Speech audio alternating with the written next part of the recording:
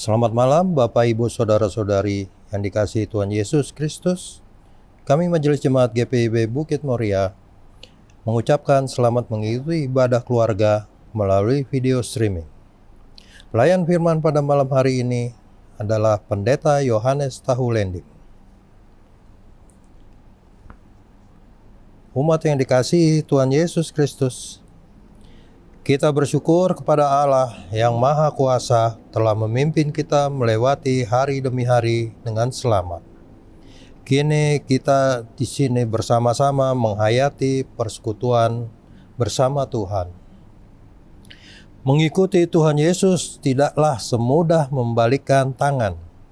Seringkali kita merasa bahwa mengikuti Tuhan Yesus pastilah semuanya akan baik-baik saja. Namun jika kita menelaah lebih jauh, mengikuti Tuhan Yesus tidaklah semudah membalikkan tangan. Dibutuhkan iman yang kuat karena kita akan diperhadapkan begitu banyak kerikil dan ketidaknyamanan yang kita hadapi.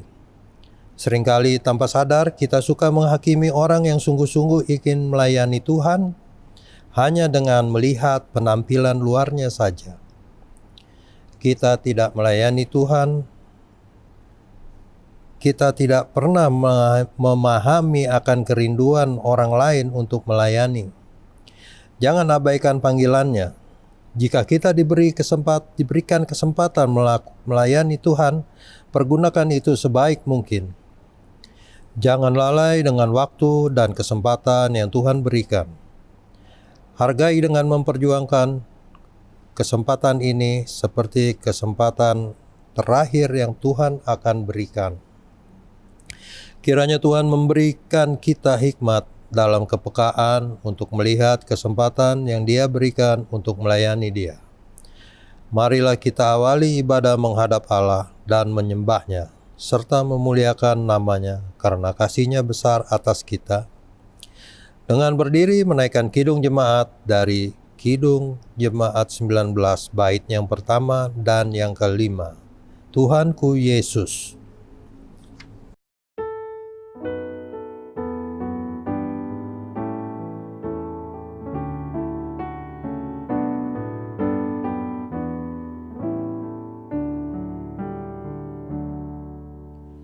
Tuhanku Yesus, Raja alam raya, Allah dan manusia, Kau ku kasihi, Kau junjunganku, bahagiaku yang bakal. Apa yang indah dalam dunia ini nampak dalam dirimu, yang maha indah, harta sorgawi, hanya Engkau ya Tuhanku. Mari kita satu dalam doa. Ya Tuhan Allah Bapa, yang kami puji, sembah dan muliakan dalam Tuhan Yesus Kristus. Kami bersyukur karena dari hari ke hari, dalam suka dan duka, Engkau selalu setia kepada kami. Engkau melihat semua kekurangan dan kelemahan kami, dan Engkau juga mengampuni semua dosa dan kesalahan kami. Kami bersyukur karena pada kesempatan hari ini kami mau menghayati persekutuan dengan Tuhan dan sesama melalui nyanyian, doa, dan mendengarkan firman-Mu.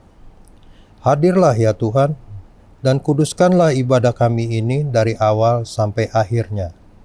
Serta karuniakanlah Roh Kudus-Mu yang akan meyakinkan kami akan berkat yang kami terima melalui ibadah ini. Dalam nama Yesus Kristus, Tuhan kami. Amin. Jemaat, silakan duduk.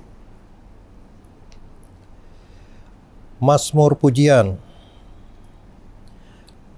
Umat Tuhan, mari kita membaca Mazmur pujian dari kitab Mazmur 20 pasal yang ke-27, ayat yang pertama sampai dengan yang ke-6. Secara responsoria, Tuhan adalah terangku dan keselamatanku. Kepada siapakah aku harus takut? Tuhan adalah benteng hidupku. Terhadap siapakah aku harus gemetar? Ketika penjahat-penjahat menyerang aku, Untuk memakan dagingku, yakni semua lawanku dan musuhku, mereka sendirilah yang tergelincir dan jatuh. sekalipun tentara berkemah mengepung aku, Tidak takut hatiku. sekalipun timbul peperangan melawan aku, Dalam hal itu pun aku tetap percaya. satu hal telah kuminta kepada Tuhan, Itulah yang kuingini diam di rumah Tuhan, seumur hidupku, menyaksikan kemurahan Tuhan, dan menikmati bait-Nya. sebab Ia melindungi aku dalam pondoknya. Pada waktu bahaya, Ia menyembunyikan aku dalam persembunyian di kemahnya. Ia mengangkat aku ke atas gunung batu, Maka sekarang tegaklah kepalaku. mengatasi musuhku sekeliling aku.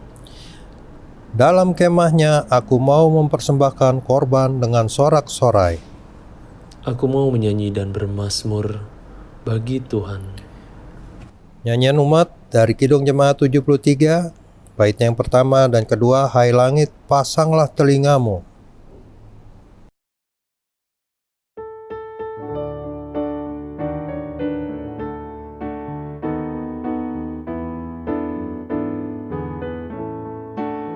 Hai langit, pasanglah telingamu, dengar ucapanku, wahai bumi. Semoga firman tumbuh di hatimu, laksana pohon akan berputih. Berilah hormatmu pada Tuhan, sang gunung batu, adil jalannya. Biarlah nama Tuhanku serukan, karena kekalah kebenarannya. Bapak Ibu Saudara-saudara yang kasih Tuhan Yesus Kristus, mari kita mempersiapkan hati dan pikiran kita untuk masuk dalam pelayanan firman. Kita berdoa, mohon bimbing Roh Kudus, kita berdoa. Bapa, pada saat ini kami mendengarkan sabda-Mu, kuasai hati dan pikiran kami dengan kuasa Roh-Mu yang kudus, agar kebenaran firman Tuhan boleh kami pahami, lalu kami lakukan dalam kehidupan beriman kami. Bersabdalah ya Tuhan, dalam nama Yesus kami berdoa mengucap syukur, haleluya, amin. Umat Tuhan, marilah berdiri untuk mendengarkan sabda Tuhan berdasarkan bacaan Alkitab terambil dalam Injil Matius pasal 9. Injil Matius pasal 9 ayat 9 sampai 13 yang menyatakan, Lembaga Alkitab memberi judul Matius Pemungut Cukai Mengikut Yesus. Setelah Yesus pergi dari situ, ia melihat seorang yang bernama Matius duduk di rumah cukai. Lalu ia berkata kepadanya, ikutlah aku, maka berdirilah Matius lalu mengikuti dia. Kemudian ketika Yesus makan di rumah Matius, datanglah banyak pemungut cukai dan orang berdosa dan makan bersama-sama dengan dia dan murid-muridnya. Pada waktu orang Farisi melihat hal itu, berkatalah mereka kepada murid-murid Yesus, mengapa gurumu makan bersama-sama dengan pemungut cukai dan orang berdosa? Yesus mendengarnya dan berkata, bukan orang sehat yang memerlukan tabib, tetapi orang sakit. Jadi pergilah dan pelajarilah arti firman ini, yang ku kehendaki ialah belas kasihan dan bukan persembahan. Karena aku datang bukan untuk memanggil orang benar, melainkan orang berdosa. Demikianlah firman Tuhan. Bapak Ibu, kami persilakan duduk kembali. Bapak Ibu saudara yang kekasih dalam Tuhan Yesus Kristus, Tuhan benci dosa, tetapi Tuhan sayang kepada pendosa. Menarik perikop bacaan kita hari ini, mau mengajak kita memahami esensi mengikut Tuhan. Ikut Tuhan bukan berarti kita jadi Tuhan buat orang lain dalam tanda petik, sehingga kita dengan sewenang-wenang memperlakukan sesama di dalam hidup ini. Kita Jangan jadi Tuhan buat orang lain. Kita hendaknya jadi berkat bagi banyak orang. Oleh karena itu, dalam hidup ini jangan berlaku sewenang-wenang. Nah, perikop bacaan kita mau mengajak kita jangan pakai kacamata kita untuk menilai orang lain, tapi pakailah kacamata Tuhan yang penuh kasih. Dengan demikian kita akan melihat kebaikan yang terjadi di dalam kehidupan ini. Apa itu kasih? 1 Korintus pasal 13 ayat 4 sampai 7 mengatakan, kasih itu sabar, kasih itu murah hati, ia tidak cemburu, ia tidak memegahkan diri dan tidak sombong. Ia tidak melakukan yang tidak sopan dan tidak mencari keuntungan diri sendiri. Ia tidak pemarah dan tidak menyimpan kesalahan orang lain. Ia tidak bersukacita karena ketidakadilan, tapi karena kebenaran. Ia menutupi segala sesuatu, percaya segala sesuatu, mengharapkan segala sesuatu, sabar menanggung segala sesuatu. Jelas sekali, sebagai pengikut Kristus kita dipakai untuk jadi alatnya menolong sesama kita, agar hidup ini jadi baik dan diberkati oleh Tuhan. Kita tidak punya hak untuk menghakimi orang lain, kita hanya diperbolehkan Tuhan untuk melakukan kasih. Di dunia, siapa yang tidak berdosa? Semua orang berdosa. Oleh karena itu, sebagai sesama orang berdosa, janganlah saling menghakimi. Tetapi marilah kita saling menolong dan menopang agar kasih Kristus boleh terpancar dalam kehidupan kita. Kalau kita menyimak bacaan kita hari ini, seorang pemungut cukai memiliki posisi yang sangat rendah bagi masyarakat Yahudi pada waktu itu. Ajaran dari para nabi waktu itu mengatakan bahwa pemungut cukai merupakan orang yang cemar. Kerohanian mereka sama kotornya dengan kulit orang kusta. Mereka harus dihindari kalau berpas-pasan di jalan. Mengapa pemungut cukai begitu dibenci? Kemungkinan karena banyak dari mereka sangat senang mengambil untung sehingga memungut pajak lebih dari yang seharusnya. Mereka juga dianggap sebagai alat bangsa penjajah untuk menindas orang Israel. Mereka begitu kotor dan korup. Mereka memperkaya diri di tengah-tengah bangsa yang sedang mengalami kesulitan begitu besar dengan cara menyerap uang dari bangsa sendiri untuk diberikan kepada kerajaan Romawi. Inilah yang menyebabkan pemungut cukai sangat dibenci. Kristus memanggil Matius pemungut cukai untuk jadi muridnya, ada maksud Tuhan, yaitu mau mengatakan kepada semua orang bahwa setiap orang punya hak dapat pengampunan dosa. Semua orang dapat hak kasih karunia dari Tuhan.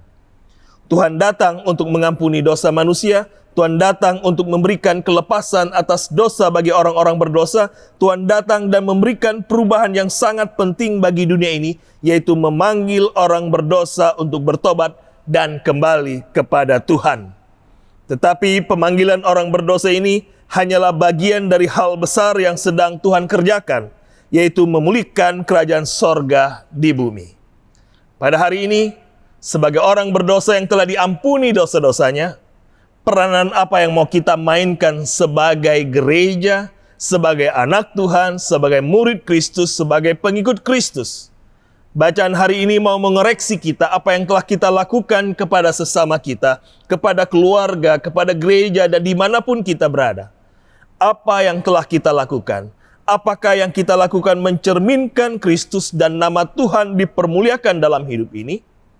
Kita diajak oleh Kristus untuk punya hati yang berbela rasa kepada sesama, alam, dan ciptaan Tuhan yang lain. Melayani Tuhan berarti punya hati nurani.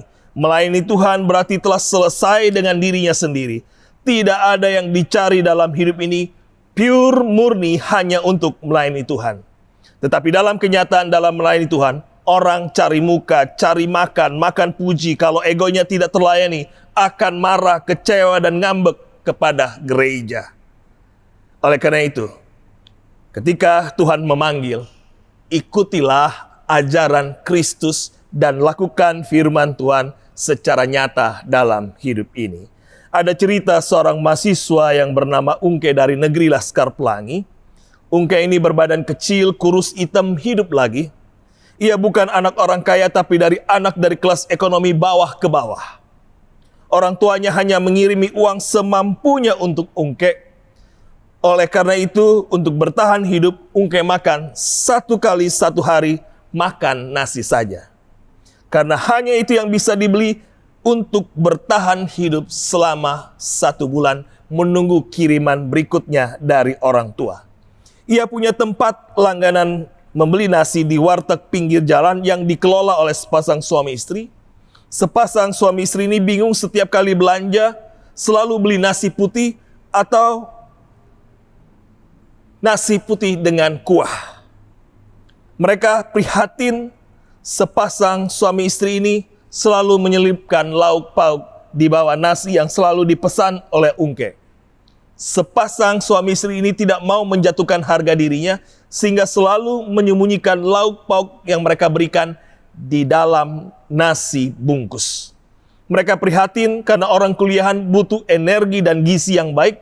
Kalau hanya nasi saja apa yang dimakan, bagaimana bisa berkonsentrasi dengan belajar dengan baik.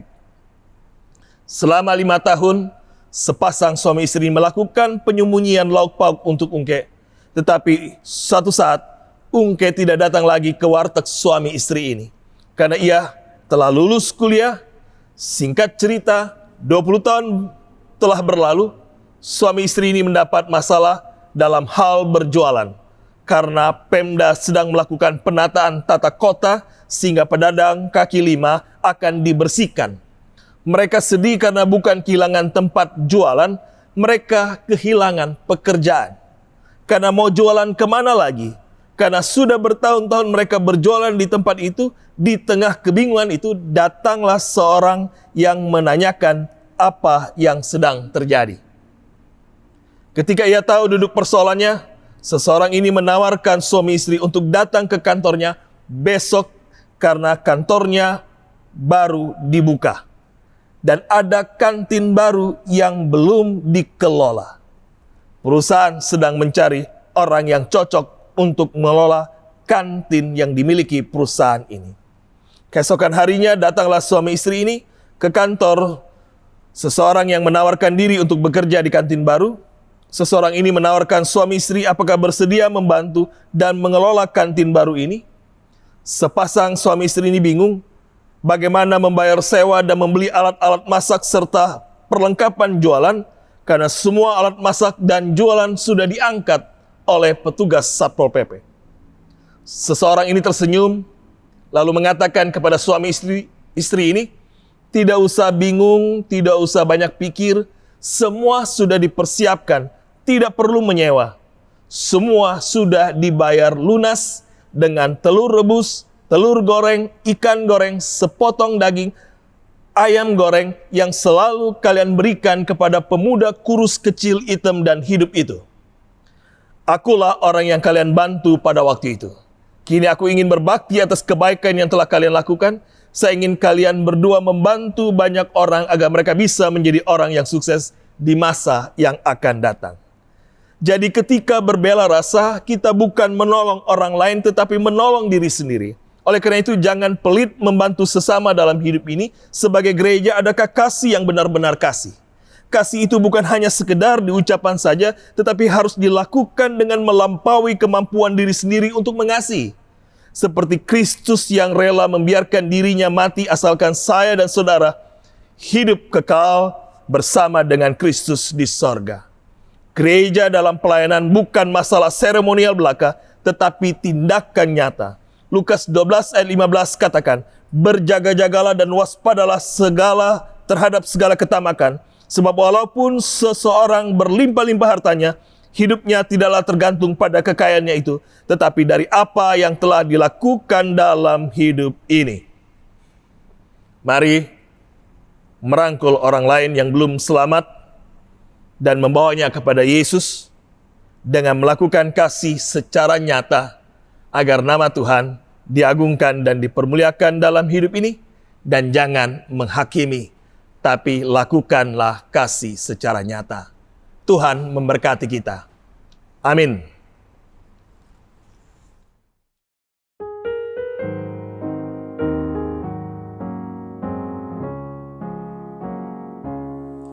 Hidupku disentuh oleh kasih Tuhan, dengan cara ajaib ku disentuhnya. Giranglah hatiku walau aku cemas, ku disentuh oleh kasih-Nya. Kasih besar Tuhanku menyentuh hidupku, lebih besar dari kasih yang dunia beri. Seluruh hidupku ku memuji Tuhan, ku disentuh oleh kasih-Nya. Mari kita menaikkan doa syafaat kita berdoa. Bapa, terima kasih untuk firman-Mu yang sudah menyapa kami, agar dalam perjalanan hidup ini kami tidak melihat muka, tapi kami melihat akan kasih Kristus yang harus dinyatakan secara nyata, agar kehidupan yang kami lakukan adalah kehidupan yang diberkati oleh Tuhan. Terima kasih untuk firman-Mu yang sudah menyapa kami, kuatkan iman percaya kami. Di dalam memasuki minggu-minggu Advent ini, kami boleh menghayati akan kedatangan-Mu ke dalam dunia ini untuk menebus dosa-dosa manusia. Dan biarlah kami boleh menjadi alat-Mu yang dipakai untuk melayani Engkau di dalam talenta karunia yang Tuhan karuniakan, agar kehidupan yang kami jalani adalah kehidupan yang diberkati oleh Tuhan. Tuhan, terima kasih untuk ibadah yang boleh terjadi, sehingga kami boleh memuji, memuliakan Engkau. Biarlah ibadah kami berkenan di hadirat Tuhan, dan berkati semua fasilitas yang kami gunakan untuk beribadah, memuji, memuliakan Engkau. Biarlah semuanya ini kami kembalikan untuk hormat kemuliaan bagi nama Tuhan. Berkati gereja-Mu dalam melakukan tugas tanggung jawab pelayanan. Biarlah Tuhan yang menolong dan memimpin, mulai dari presbiter, pegawai gereja, komisi, pelayan kategorial, semua yang terlibat dalam pelayanan, sekecil apapun Tuhan yang memberkati. Berkati gereja-Mu agar menjalankan tugas tanggung jawabnya sebagai gereja boleh dilakukan dengan baik. Berkati juga gereja-gereja Tuhan, berkati pelayanan-pelayanan yang dilakukan agar nama Tuhan yang dipuji dan dipermuliakan di dalam kehidupan ini. Secara khusus kami berdoa bagi kehidupan bangsa negara kami. Tuhan berkati pemerintah bangsa kami, aparat keamanan TNI dan Polri, agar kami boleh tinggal di bumi Indonesia dengan damai sejahtera, sehingga keputusan-keputusan, kebijakan-kebijakan yang diambil oleh pemimpin bangsa ini adalah yang terbaik bagi kehidupan berbangsa bernegara kami. Berkati bangsa kami, jauhkan dari hal-hal yang tidak berkenan, agar kami boleh menikmati berkat-berkat Tuhan dalam kehidupan ini. Dalam kesempatan ini kami juga berdoa bagi jemaat-Mu yang sakit, baik di rumah maupun di rumah sakit. Lawatan Tuhan yang melawat, biarlah di dalam nama Tuhan Yesus ada kesembuhan, ada pemulihan. Ampuni setiap salah dosa yang telah kami lakukan. Dan bila dalam perjalanan hidup ini kami boleh melihat akan karya Allah yang menyembuhkan, memulihkan di dalam kehidupan ini, sehingga ada sukacita dan pengharapan dalam kehidupan ini. Yang bergumul dengan pergumulan dalam kehidupan ini, ada banyak tantangan, persoalan yang dihadapi. Biarlah Tuhan yang beri kekuatan dan kemampuan agar boleh dilewati hari demi hari dalam penyertaan dan berkat Tuhan. Kiranya sukacita, pengharapan pada Tuhan yang senantiasa memberkati di dalam kehidupan ini. Yang berduka cita, Tuhan memberi penghiburan, kekuatan. Biarlah kasih setia Tuhan yang menopang dan menolong dalam kehidupan ini. Tuhan, inilah kami pertaruhkan kehidupan kami, seutuhnya dan seluruhnya ke dalam tangan kasih Tuhan. Biarlah Tuhan yang memberkati. Kami juga berdoa buat kehidupan keluarga kami, pribadi lepas pribadi, sebagai ayah, sebagai ibu, sebagai anak. Biarlah kehidupan keluarga kami menjadi keluarga yang diberkati oleh Tuhan. Jauhkan dari hal-hal yang tidak berkenan, agar kehidupan kami adalah kehidupan yang diberkati oleh Tuhan. Yang duduk di bangku pendidikan, Tuhan berkati agar boleh meraih sukses dan menyelesaikan studinya dengan baik. Biarlah Tuhan yang menolong dan memimpin. Jauhkan dari hal-hal yang tidak berkenan, agar boleh meraih mimpi cita yang dicita-citakan dalam kehidupan ini. Yang bekerja atau berkati pekerjaannya, karirnya, usahanya, agar dalam tugas tanggung jawab yang dilakukan, Tuhan yang menopang dan menolong dalam kehidupan ini. Tuhan, inilah kami dengan segala keberadaan kami. Banyak doa, pinta yang kami pinta, namun kami yakin dan percaya Engkau tahu apa yang butuhkan dan perlukan. Oleh karena itu kami pertaruhkan kehidupan kami hanyalah ke dalam tangan-Mu. Demi Tuhan Yesus Kristus yang sudah mengajar kami berdoa bersama. Bapa kami yang di surga, dikuduskanlah nama-Mu, datanglah kerajaan-Mu, jadilah kehendak-Mu di bumi seperti di surga. Berikanlah kami pada hari ini makanan kami yang secukupnya, dan ampunilah kami akan kesalahan kami, seperti kami juga mengampuni orang yang bersalah kepada kami. Dan janganlah membawa kami ke dalam pencobaan, tapi lepaskanlah kami daripada yang jahat.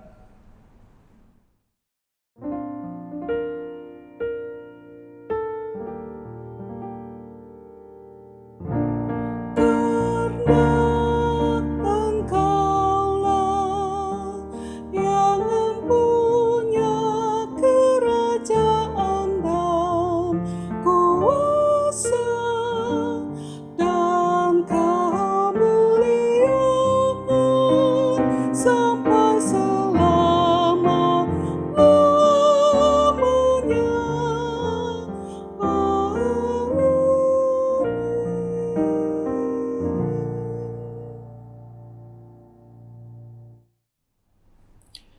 Umat Tuhan, marilah kita memberi persembahan dengan hati penuh rasa syukur dan sukacita. Sambil mengingat pesan Alkitab, dengan rela hati aku akan mempersembahkan korban kepadamu. Bersyukurlah sebab nama-Mu baik, ya Tuhan. Umat yang Tuhan Yesus kekasihi, sebelum kita memberikan persembahan kita dalam ibadah keluarga di malam ini, kami mohon perhatian kita bersama. Kiranya Tuhan memberkati persembahan yang kita berikan. Nyanyian umat dari Gita Bakti 84, baitnya yang pertama dan kedua, inilah ungkapan syukurku.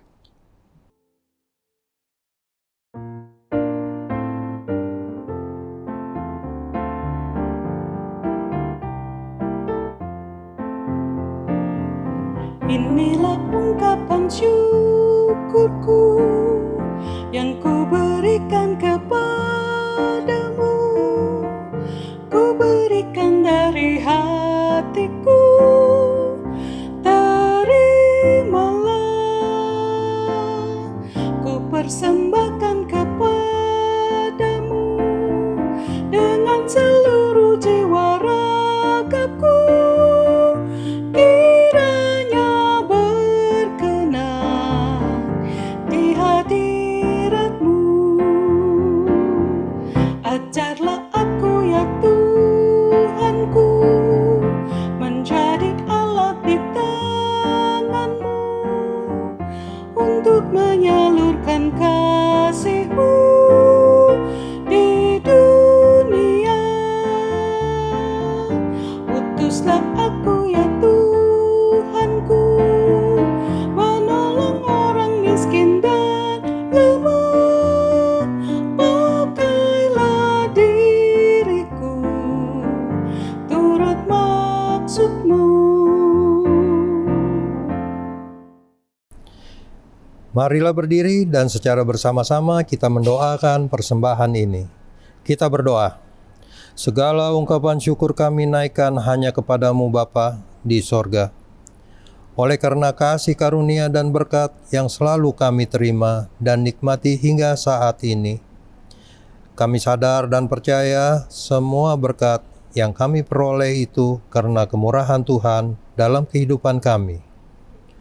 Untuk itu Bapa di sorga, sebagai bukti ungkapan syukur kami kepadamu, kami mau memberikan persembahan yang sudah kami siapkan dari rumah kami masing-masing.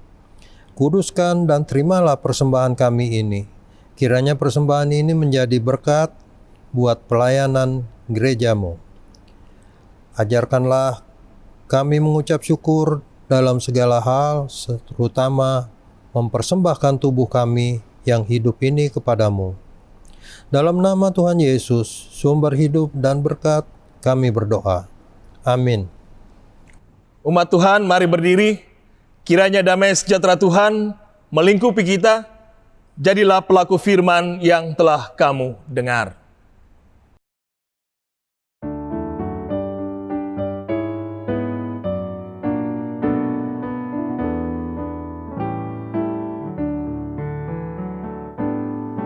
Ku beroleh berkat yang tak kunjung lenyap, yang tidak diberi dunia. Di relung hatiku, walau seret beban, ada damai sejahtera berkat. Yesus yang selalu tinggal serta, Ia di dalamku, ku dalamnya. Aku senantiasa menyertaimu, itulah janjinya kepadaku. Saat damai penuh masuk di hatiku, dunia menjadi cerah.